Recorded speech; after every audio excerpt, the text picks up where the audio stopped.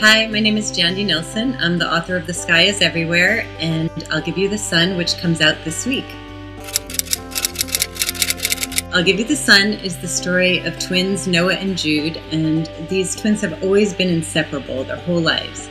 And then tragedy strikes, and they're torn apart, and their relationship is torn apart. And the story is told in dueling point of views of the twins, from Noah's point of view when the kids are 13 and from Jude's when they're 16. And it's very much a tapestry of interweaving love stories, romantic love stories, both gay and straight, but also familial love stories between mothers, daughters, fathers, sons, and ultimately between the twins themselves. And it's one of those books where I can't say too much because it will spoil it. It comes from a game that kids play that they've been playing since they were 5 years old, where they divide the world between them. And so, for instance, if one twin, wants something from the other twin, they will, give each other the moon or the stars or the ocean. And of course, everybody wants the sun. 2 older brothers, and then I have 5 stepbrothers. And so I'm the youngest, and I'm the only girl, obviously. And but I don't have a twin. I always thought it would be very, very cool to have a twin. You know what? I love the word river. I love it. I think it's so beautiful. I also love rivers, so that is part of it, but I just love the sound of the word. I love rushing rivers. Oh my God.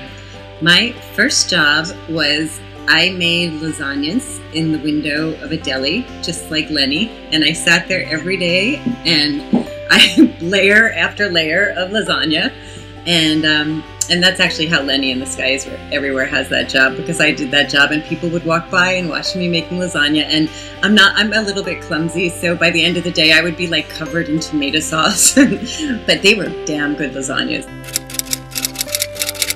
My first really mad love was when I was 19 in Paris, street musician. That was the killer. That was the killer fall in love crush. I wanted to go follow the band and see him play, but what's wonderful about studying in Paris is I remember telling my one teacher that I'd fallen in love and I had to go and see the band, and she's like, "Oh, of course." Of course you do. And it's like, it was hilarious. So I was allowed to miss class that week because I'd fallen in love, which I don't think in America they would let you miss class that week for that reason.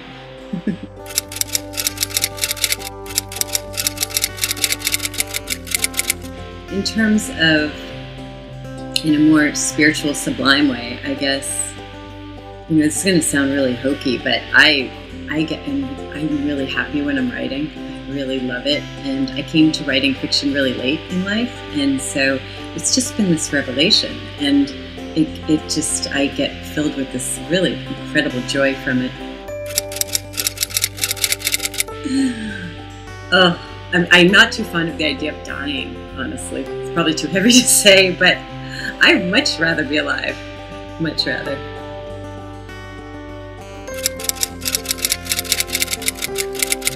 But my favorite writer is Gabriel Garcia Marquez. I mean, I really love him so much.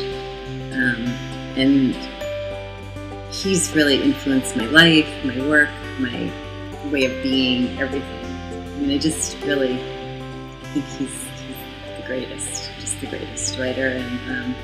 And I just love the way he sees the world and sees his world, and so he's kind of my favorite. And also equally, you can have 2 favorites. I feel that way about Virginia Woolf too.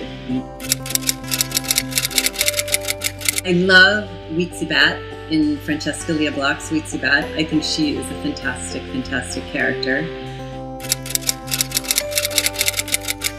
I know that a lot of people can roll their tongues, like this, or flip their tongues, like that. But I can do the magic flower tongue, which is like this. And So when you read I'll Give You the Sun, this plays a role in the book because Grandma Sweetwine tells Jude that she has the sweet wine gift because she also can do the fancy clover tongue.